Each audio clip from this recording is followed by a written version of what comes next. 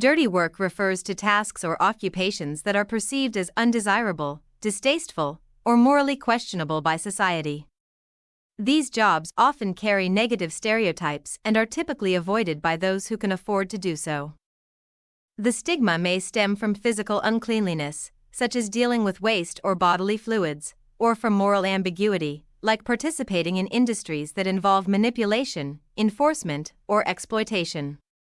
Despite their critical importance, dirty work is frequently undervalued and underappreciated, both socially and economically. Workers engaged in dirty work span a wide range of professions, from janitors and garbage collectors to prison guards, sex workers, and debt collectors.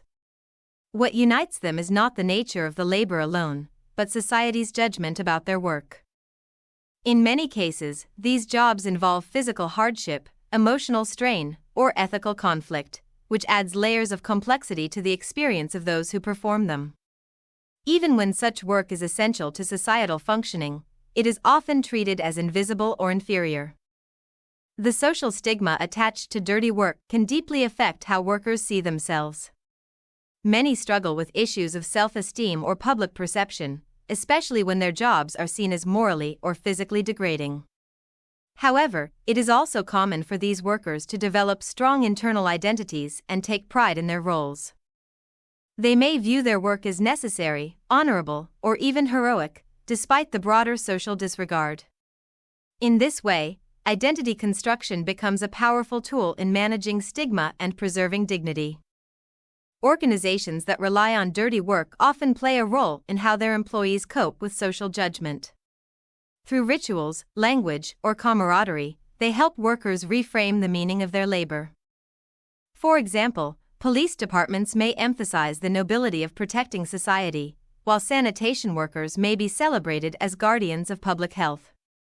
These institutional narratives help create a sense of purpose and belonging, counterbalancing the external stigma with internal validation.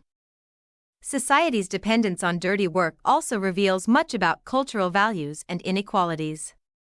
Often, the people who perform such work come from marginalized groups, whether due to race, class, immigration status, or lack of education. The division of labor in this regard is not random but shaped by broader systems of power and exclusion. The fact that some people have no choice but to take on dirty work while others never have to consider it illustrates deep structural imbalances. The paradox of dirty work lies in its necessity and its rejection. While society cannot function without these roles, it routinely distances itself from them. This contradiction forces workers into a unique social space, necessary yet undervalued, visible yet ignored. Understanding this dynamic offers insights into how we define dignity, labor, and respect in modern economies. In conclusion, dirty work challenges conventional ideas about value and morality in the workplace. It compels us to reconsider whose labor we esteem and whose we ignore. By examining how dirty work is stigmatized yet essential, we confront uncomfortable truths about social hierarchy and human worth. Recognizing the dignity within such labor can lead to a more inclusive and equitable view of work itself.